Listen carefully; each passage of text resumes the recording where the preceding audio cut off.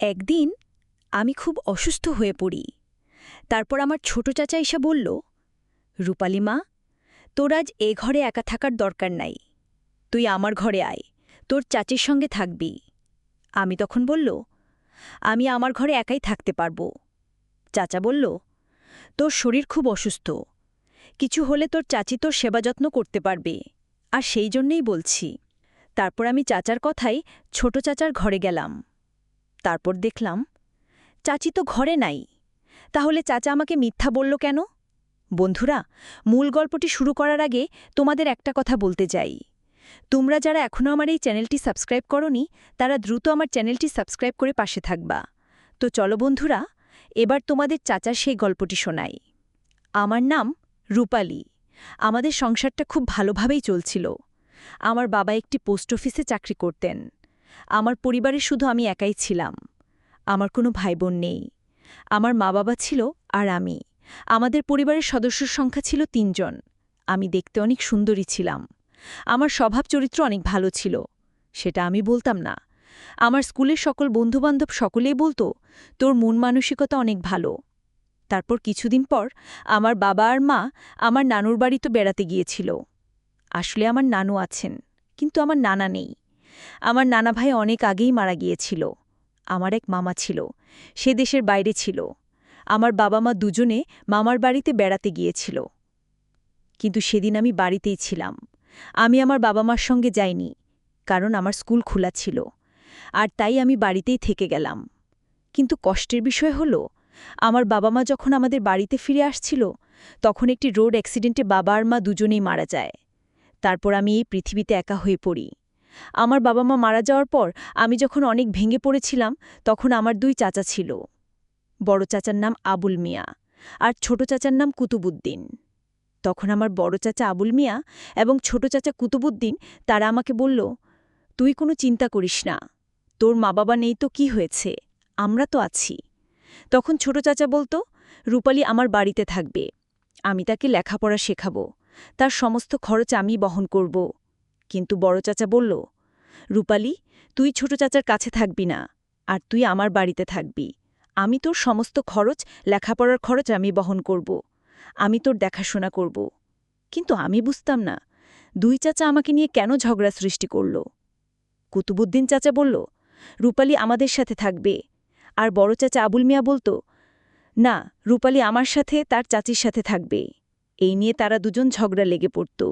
কিন্তু আমি বুঝতাম না তারা কেন এভাবে আমাকে নিয়ে এত লড়াই করছে, এর পিছনে কি উদ্দেশ্য আছে। আমি তখন চাচাকে বললাম, চাচা, তোমাদের মধ্যে ঝগড়া করার কোনো প্রয়োজন নাই। আমি নিজেই বাড়িতে একাই থাকতে পারব, কেউ আমাকে দেখাশোনা করতে হবে না। আমার কারো খরচ প্রয়োজন নাই। আমার বাবা যে টাকা পয়সা ব্যাংকে রেখে গেছে, সেই টাকা দিয়েই আমি আমার লেখাপড়া চালাব। আপনাদের কারো আমাকে দেখাশোনা করার দরকার নেই। কিন্তু তারপরেও ছোট চাচা কুতুবুদ্দিন বলতো, কেন, আমরা কি মরে গেছি? তুই তোর বড় চাচার কথা শুনবি, তুই আমার বাড়িতেই থাকবি, তুই বাড়ি ছেড়ে কোথাও যাবি না। আমি তোর খেয়াল রাখব। তুই তো আমার মেয়ের মতোই, ভাতিজি তো মেয়ের মতোই হয়। আমার ছেলে মেয়ে আর তোর মধ্যে তো কোনো পার্থক্য নেই। তখন আমি কুতুবুদ্দিন চাচাকে বললাম, চাচা দেখুন, আমি বড় চাচাকে কষ্ট দিতে পারবো না। আমি যদি আপনার বাড়িতে থাকি, তাহলে আমার বড় চাচা অনেক কষ্ট পাবে, কারণ সে ভাববে হয়তো আমি তাকে নিজে চাচা মনে করি না। তাই আমার মনে হয় আমি কারো সাথে থাকার দরকার নেই। তারপর কিছুদিন যাওয়ার পর আমি যখন নিজের ঘরে একা থাকতাম, একদিন রাতে আমি খাওয়া দাওয়া সেরে যখন নিজের ঘরে ঘুমাচ্ছিলাম, তখন হঠাৎ দরজায় নক করল। আমি ঘরের ভেতর থেকে একটু ভয় পেয়ে গেলাম। আমি মনে মনে ভাবলাম, এত রাতে কে হতে পারে? এর আগে তো কেউ দরজায় আসেনি। আমি ভয়ে দরজা খুলছিলাম না। যখন আমি কোনো শব্দ করছিলাম না, তখন আরও বেশি দরজায় নক করতে লাগল। আমি বিছানা থেকে উঠে দরজার কাছে গেলাম। তারপর আস্তে করে রুমের দরজাটা খুলে দেখলাম আমার বড় চাচা বারান্দায় দাঁড়িয়ে আছে। আমি চাচাকে দেখে চমকে উঠলাম। বললাম, চাচা, তুমি এত রাতে কেন? চাচা তখন বলল, মা, তোর সাথে আমার কিছু জরুরি কথা আছে। আমি বললাম, চাচা, কি কথা? সেটা তো দিনেও বলতে পারতে। চাচা তখন বলল, তোর ছোট চাচার জন্য দিনে কিছু বলার সুযোগ পাইনি। যে কথাটি বলতে চাই সেটা যদি তোর ছোট চাচা জানে, তাহলে তোর বিপদ হবে। তাই তো আমি তোকে এখন বলতে এলাম। আমি তখন চাচাকে বললাম, চাচা বলুন, কি কথা? আমি আসলে চাচা কি বলতে চাই তা বুঝতে পারছি না। তখন চাচা আমার ঘরে এসে একটা চেয়ারে বসল। বলল, তোর ছোট চাচার কথা কখনোই তুই রাখবি না। সে যদি তোকে বলে তোর লেখাপড়ার সমস্ত খরচ দেবে, তুই সেটা কখনোই নিবি না, কারণ তার পিছনে অবশ্যই কোনো রহস্য লুকিয়ে আছে। তুই তো জানিস তোর ছোট চাচা একজন কৃপণ মানুষ। সে নিজে একটা টাকা খরচ করতে অনেক দ্বিধাবোধ করে। আমি তখন আমার বড় চাচাকে বললাম, চাচা, আপনার কথা আমি বুঝেছি। আপনি এটাই বলতে চেয়েছেন যে ছোট চাচা আমাকে লেখাপড়া করানোর পিছনে কোনো উদ্দেশ্য আছে। তাহলে আপনি আমাকে একটি প্রশ্ন করি। বড় চাচা বলল, ঠিক আছে বলো মা। আমি বড় চাচাকে বললাম, ছোট চাচার আমার সমস্ত খরচ বহন করার পিছনে উদ্দেশ্য আছে। তাহলে আপনি আমাকে কেন সাহায্য করতে চাইছেন? আপনি আমার লেখাপড়া খরচ কেন বহন করতে চাইছেন? তাহলে চাচা, আপনার রহস্য কি? তখন চাচা আমার দিকে তাকিয়ে নীরব হয়ে রইলেন। কিছুক্ষণ পর উত্তর দিলেন, তুই আমার বড় ভাইয়ের মেয়ে। তুই তো আমার মেয়ের মতোই। আমি তোর খেয়াল না রাখলে কে রাখবে? আমার মেয়েকে যদি আমি লেখাপড়ার সমস্ত খরচ, দেখাশোনা, খাওয়া দাওয়া সবকিছুই বহন করতে পারি, তাহলে তুই তো একলা মানুষ। তোর দায়িত্ব কেন আমি নিতে পারবো না? আমি যদি তোর খেয়াল না করি, তাহলে বড় ভাইয়ের মৃত আত্মা কষ্ট পাবে, আমাকে অভিশাপ দেবে। তাছাড়া তোর বাবা আমাকে বলেছিলেন, আমি যদি পৃথিবীতে না থাকি তাহলে আমার মেয়েকে তুই দেখাশোনা করিস। আমি তখন চাচাকে বললাম, চাচা, আপনি চলে যান, কালকে কথা হবে। চাচা চলে গেলেন। একদিন অসুস্থ হয়ে পড়ায় দুই চাচা এসে আমাকে অন্য ঘরে থাকার পরামর্শ দেন। আমি তখন ছোট চাচার ঘরে গিয়ে উঠি। সেই রাতেই কিছু অস্বাভাবিক বিষয় আমার নজরে আসে, যেখান থেকে আমি তার সুন্দর ও ভদ্র আচরণ নিয়ে সন্দেহ করতে শুরু করি। ছোট চাচার ঘরে গিয়ে দেখলাম তিনি আমার জন্য অনেক খাবার আর ফলমূল এনে রেখেছেন। তিনি আমাকে বললেন, রূপালি, তোর বাবা মা নেই বলে মন খারাপ করিস না। আমি তোর বাবার মতোই। তোর সব খেয়াল রাখার দায়িত্ব এখন আমার। আমি অসুস্থ ছিলাম বলে তিনি আমাকে যত্ন করে খাবার খাওয়ালেন এবং ওষুধও দিলেন। তার যত্ন দেখে আমার মনে হলো তিনি সত্যিই আমার ভালো চান। কিন্তু রাতে যখন আমি ঘুমোতে যাচ্ছিলাম, তখন ছোট চাচা এসে বললেন, তুই অসুস্থ, তাই কোনো অসুবিধা হলে যেন সাহায্য করতে পারি, সেজন্য আমি পাশের ঘরেই থাকব। তোর সমস্যা হলে আমাকে ডাকিস। সে রাতে আর আমার ঘুম হলো না, কারণ আমি চিন্তায় ছিলাম কেন আমার চাচা আমার প্রতি এতটা খেয়াল রাখছেন। পরদিন সকালে ঘুম থেকে উঠে আমি দ্রুত আমার নিজের ঘরে ফিরে এলাম। আমি বুঝতে পারছিলাম না কেন চাচা এত বেশি আমার খেয়াল রাখছেন। আমার বাবা মা জীবিত থাকাকালীন তিনি কখনো এত খেয়াল নিতেন না। কয়েকদিন পর ছোট চাচা কুতুবুদ্দিন আমাকে নিয়ে তার বাড়িতে চলে যেতে চাইলেন। তিনি বললেন, রূপালি, একা একা তোর নিজের বাড়িতে থাকা ঠিক না, আমাদের সঙ্গে চল, আমরা তোকে দেখাশোনা করব। আমি যেতে রাজি হলাম না, কারণ আমি নিজের বাড়িতেই স্বাচ্ছন্দ্য বোধ করছিলাম। কিন্তু তিনি বললেন, চল মা। বড় চাচা আবুল মিয়াও তখন এসে বললেন, রূপারি, ছোট চাচার কথা শোন, একা থাকাটা নিরাপদ নয়। আমি দুজনকেই অনুরোধ করলাম, তোমরা আমাকে কেন বুঝতে চাইছ না? আমি একা থাকতে চাই। কিন্তু তারা কেউই আমার কথা শুনলেন না। শেষ পর্যন্ত আমি ছোট চাচার বাড়িতে যেতে বাধ্য হলাম। ছোট চাচার বাড়িতে গিয়ে আমার জীবন আরও কঠিন হয়ে পড়ল। সেখানে আমাকে বাড়ির সমস্ত কাজকর্ম করতে হতো। আমাকে রান্না করতে হতো, ঘর পরিষ্কার করতে হতো, এমনকি তার ছেলেমেয়েদেরও দেখাশোনা করতে হতো। লেখাপড়ার জন্য সময় পেতাম না। আমি বুঝতে পারছিলাম আমি তাদের জন্য একজন কাজের মানুষে পরিণত হয়েছি। আমার মনে হলো তার আমাকে নিজের মেয়ের মতো দেখাশোনা করার কথা বললেও আসলে তাদের উদ্দেশ্য অন্য কিছু। আমার মন ভেঙে গেল। আমি বুঝলাম আমার বাবা মায়ের মৃত্যুর পর আমি সত্যি একা হয়ে গেছি। আমার মনে হলো আমার কোনো আশ্রয় নেই। আমি সিদ্ধান্ত নিলাম, এভাবে আর চলা যাবে না। আমাকে নিজের পথ নিজেকেই তৈরি করতে হবে। আমার বাবার রেখে যাওয়া টাকা আমার লেখাপড়ার জন্য ছিল, আর তা আমাকেই ব্যবহার করতে হবে। আমি চুপচাপ নিজের ভবিষ্যৎ নিয়ে পরিকল্পনা করতে শুরু করলাম। আমি জানতাম আমাকে খুব সাবধানে চলতে হবে, কারণ আমি এখন একা। এক রাতে যখন সবাই ঘুমোচ্ছিল, আমি চুপি চুপি আমার বাবার ব্যাংকের কাগজপত্র খুঁজে বের করলাম। কোথা থেকে তার সুন্দর ও ভদ্র আচরণ নিয়ে সন্দেহ করতে শুরু করি। ছোট চাচার ঘরে গিয়ে দেখলাম তিনি আমার জন্য অনেক খাবার আর ফলমূল এনে রেখেছেন। তিনি আমাকে বললেন, রূপালি, তোর বাবা মা নেই বলে মন খারাপ করিস না, আমি তোর বাবার মতোই। তোর সব খেয়াল রাখার দায়িত্ব এখন আমার। আমি অসুস্থ ছিলাম বলে তিনি আমাকে যত্ন করে খাবার খাওয়ালেন এবং ওষুধও দিলেন। তার যত্ন দেখে আমার মনে হলো তিনি সত্যি আমার ভালো চান। কিন্তু রাতে যখন আমি ঘুমোতে যাচ্ছিলাম, তখন ছোট চাচা এসে বললেন, তুই অসুস্থ, তাই কোনো অসুবিধা হলে যেন সাহায্য করতে পারি, সেজন্য আমি পাশের ঘরেই থাকব। তোর সমস্যা হলে আমাকে ডাকিস। সেই রাতে আর আমার ঘুম হলো না, কারণ আমি চিন্তায় ছিলাম কেন আমার চাচা আমার প্রতি এতটা খেয়াল রাখছেন। পরদিন সকালে ঘুম থেকে উঠে আমি দ্রুত আমার নিজের ঘরে ফিরে এলাম। আমি বুঝতে পারছিলাম না কেন চাচা এত বেশি আমার খেয়াল রাখছেন। আমার বাবা মা জীবিত থাকাকালীন তিনি কখনো এত খেয়াল নিতেন না। কয়েকদিন পর ছোট চাচা কুতুবুদ্দিন আমাকে নিয়ে তার বাড়িতে চলে যেতে চাইলেন। তিনি বললেন, রূপালী, একা একা তোর নিজের বাড়িতে থাকা ঠিক না, আমাদের সঙ্গে চল, আমরা তোকে দেখাশোনা করব। আমি যেতে রাজি হলাম না, কারণ আমি নিজের বাড়িতেই স্বাচ্ছন্দ্য বোধ করছিলাম। কিন্তু তিনি বললেন, চল মা। বড় চাচা আবুল মিয়াও তখন এসে বললেন, রূপালী, ছোট চাচার কথা শোন, একা থাকাটা নিরাপদ নয়। আমি দুজনকেই অনুরোধ করলাম, তোমরা আমাকে কেন বুঝতে চাইছো না, আমি একা থাকতে চাই। কিন্তু তারা কেউই আমার কথা শুনলেন না। শেষ পর্যন্ত আমি ছোট চাচার বাড়িতে যেতে বাধ্য হলাম। ছোট চাচার বাড়িতে গিয়ে আমার জীবন আরও কঠিন হয়ে পড়ল। সেখানে আমাকে বাড়ির সমস্ত কাজকর্ম করতে হতো। আমাকে রান্না করতে হতো, ঘর পরিষ্কার করতে হতো, এমনকি তার ছেলেমেয়েদেরও দেখাশোনা করতে হতো। লেখাপড়ার জন্য আমি দেখলাম একটি নির্দিষ্ট অঙ্কের টাকা আমার নামে ফিক্সড ডিপোজিট করা আছে এবং এর নমিনি আমি নিজেই। আমার চাচার আমার টাকা হস্তান্তরের কোনো অধিকার নেই। এটা জানার পর আমার মনে এক নতুন শক্তি ফিরে এলো। আমি চাচাকে বললাম এবং তাকে বোঝাতে চেষ্টা করলাম যে আমি কারো বোঝা হতে চাই না এবং আমি আমার নিজের পথ তৈরি করতে চাই। আমি বললাম, আপনারা আমাকে আর কোনো সাহায্য করতে হবে না, আমি নিজের দায়িত্ব নিজেই নেব। চাচা প্রথমে রেগে গেলেও পরে তিনি দেখলেন যে আমাকে আর কোনোভাবে প্রভাবিত করা যাবে না। এরপর আমি ছোট চাচার বাড়ি ছেড়ে আবার নিজের বাড়িতে ফিরে এলাম। আমি আমার বাবার রেখে যাওয়া টাকা দিয়ে একজন গৃহশিক্ষক রাখলাম এবং কঠোর পরিশ্রম করে লেখাপড়া করতে লাগলাম। আমি নিজের পায়ে দাঁড়ানোর প্রতিজ্ঞা করলাম, যাতে আর কখনো কারো সাহায্যের ওপর নির্ভর করতে না হয়। কিছুদিন পর আমার বড় চাচা আবুল মিয়া এলেন আমার কাছে। তিনি বললেন, আমি শুধু তোর ভালো চেয়েছিলাম। আমি তার কথা শুনে চুপ রইলাম। তিনি বললেন, যদি তোর কোনো সাহায্যের প্রয়োজন হয় তাহলে আমাকে জানাতে দ্বিধা করিস না। আমি তাকে ধন্যবাদ জানালাম এবং বললাম যে আমি এখন নিজের পথেই চলতে চাই। এই ঘটনার পর থেকে আমি আরও সতর্ক হলাম। মানুষের প্রতি বিশ্বাস স্থাপন করার আগে আমি বারবার চিন্তা করতাম।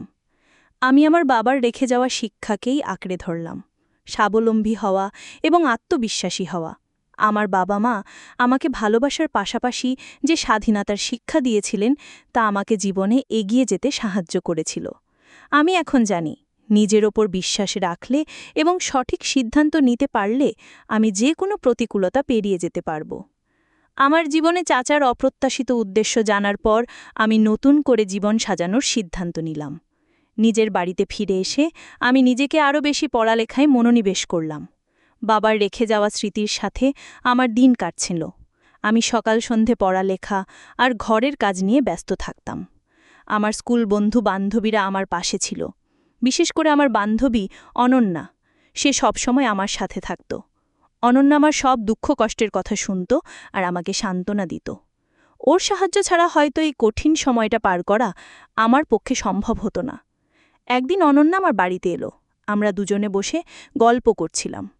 অনন্যা জানতে চাইল, রূপালী, তুই এখন কেমন আছিস? চাচার বাড়ি থেকে আসার পর তোর কি আর কোনো সমস্যা হয়েছে?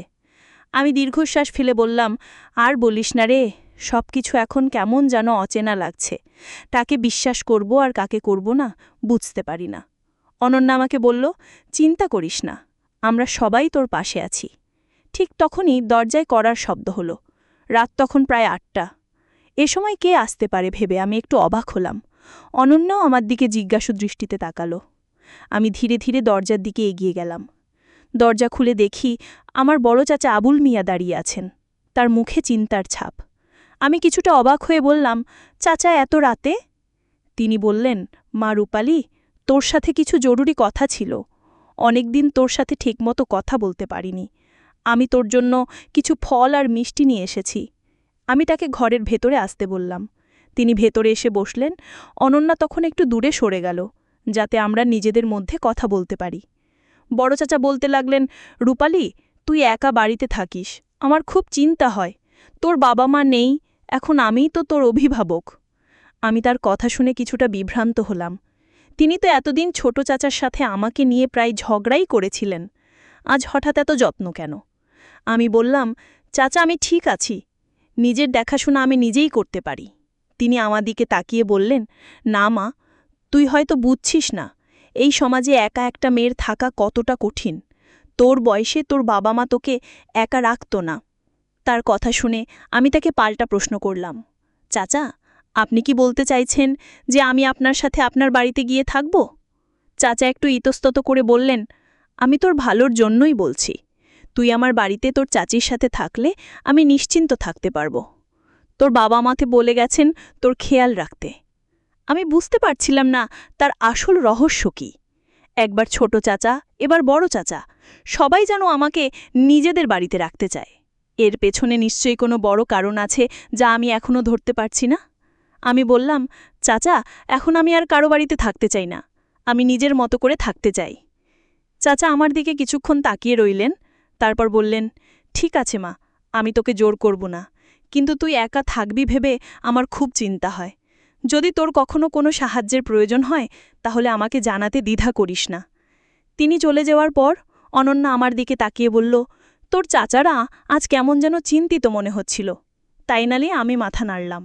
আমার মনে হলো ঘটনাটি আরও রহস্যময়। কী কারণে তিনি এত বেশি আমার খোঁজ নিচ্ছেন তা আমি এখনও বুঝতে পারিনি। এই সব ঘটনার পেছনে লুকানো চাচার উদ্দেশ্য এখনও আমার কাছে স্পষ্ট নয়, এবং আমি জানি এর পেছনের রহস্য একদিন না একদিন প্রকাশিত হবেই। আমি বুঝতে পারছিলাম না কেন আমার চাচারা হঠাৎ করে আমার প্রতি এত বেশি খেয়াল করছেন। ছোট চাচার আসল উদ্দেশ্যটা জেনে আমি নিজেকে মানসিকভাবে প্রস্তুত করে নিয়েছিলাম যে আমি কারও করুণার পাত্রী হব না। কিন্তু বড় চাচার এই নতুন আগমন আমাকে আবার দ্বিধায় ফেলে দিল। আমি নিজেকে আরও বেশি পড়ালেখায় ডুবিয়ে দিলাম যাতে এসব চিন্তা থেকে দূরে থাকতে পারি। আমার বান্ধবী অনন্যা এই সময় আমার সবচেয়ে বড় সহায় ছিল। সে প্রায়ই আমার বাড়িতে আসত। আমরা একসাথে পড়ালেখা করতাম এবং গল্প করতাম। তার সাথে কথা বললে আমার মন কিছুটা হালকা হতো। একদিন অনন্যা আমাকে বলল, রূপালি, তোর চাচার কথাবার্তা কেমন যেন রহস্যময় লাগছে না? আগে তো তারা তোকে নিয়ে অত মাথা ঘামাতো না। আমি দীর্ঘশ্বাস ফেলে বললাম, হ্যাঁ রে, আমারও তাই মনে হচ্ছে। ছোট চাচার রহস্য তো বুঝতে পারলাম, কিন্তু বড় চাচার উদ্দেশ্য কি তা এখনও পরিষ্কার নয়। কয়েকদিন পর একদিন বিকেলে আমি স্কুল থেকে ফিরছিলাম। পথে দেখি আমার ছোট চাচা কুতুবুদ্দিন আমার বাড়ির সামনে দাঁড়িয়ে আছেন। আমাকে দেখে তিনি হাসি মুখে বললেন, রূপালি, কেমন আছিস? তোর খবর নিতে এলাম। আমি কিছুটা অবাক হলাম, কারণ তিনি আমার বাড়ি ছেড়ে আসার পর এই প্রথম এলেন। আমি বললাম, আমি ভালো আছি চাচা। তিনি বললেন, রূপালি, আমি তোর সাথে কিছু কথা বলতে চাই। মা, তোকে আজ আমি সত্য কথা বলবো। আসলে তোর বড় চাচা এবং আমি চেয়েছিলাম তোর বাবার রেখে যাওয়া সম্পদ এবং ব্যাংকে জমানো টাকা আমাদের হোক। আমরা চেয়েছিলাম যদি আমি তোর খেয়াল বা দেখাশোনা করি এবং স্কুলের খরচ সবকিছু আমি বহন করি, তাহলে ভেবেছিলাম হয়তো তোর বাবার রেখে যাওয়া সম্পদ, টাকা পয়সা এগুলো আমার হবে। তাই আমি লোভে পড়ে গিয়েছিলাম। আর তাই তো তোকে বারবার বলছিলাম যে তুই আমাদের সাথে থাক। আর তোর বড় চাচাও চেয়েছিল যে তুই তার বাড়িতে থাকিস। কিন্তু তুই একজন মেধাবী মেয়ে। তুই বুঝে গিয়েছিস যে আমাদের উদ্দেশ্য ছিল তোর বাবার রেখে যাওয়া সম্পত্তির ওপর। তুই বুঝে গিয়েছিস। আসলে আমরা তোর বাবার সম্পত্তি পাওয়ার আশায় তোর দায়িত্ব নিতে চেয়েছিলাম। আমার ভুল হয়েছে মা। তোর বাবার সম্পত্তি, টাকা পয়সা আমার কোনো প্রয়োজন নাই। তুই আমাকে ক্ষমা করে দিস। তারপর পেছনে দেখলাম বড় চাচা এসে হাজির হলেন। বড় চাচা বললেন, তোর ছোট চাচা যা বলেছে সব ঠিক। তুই আমাদের ক্ষমা করে দে। আসলে আমরা চেয়েছিলাম যে তোর বাবার সম্পত্তি এবং ব্যাংকে রেখে যাওয়া টাকাগুলো আমাদের হোক। যদি আমরা তোর লেখাপড়া এবং সমস্ত খরচ বহন করি তাহলে একদিন আমরা এই সম্পত্তির মালিক হব। কিন্তু এটা আমাদের ভুল ধারণা। তাদের দিকে তাকিয়ে আমি হাসলাম। আমি জানতাম তাদের উদ্দেশ্য যাই থাকুক না কেন, আমি তাদের কোনো ভাদে পড়িনি।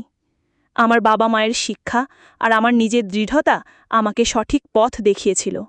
আজকের গল্পটি একটি পারিবারিক গল্প ছিল। সেই গল্পটি থেকে অনেক কিছুই শেখা যায়। গল্পটি থেকে কি বুঝলেন তা অবশ্যই কমেন্ট করে জানাতে ভুলবেন না।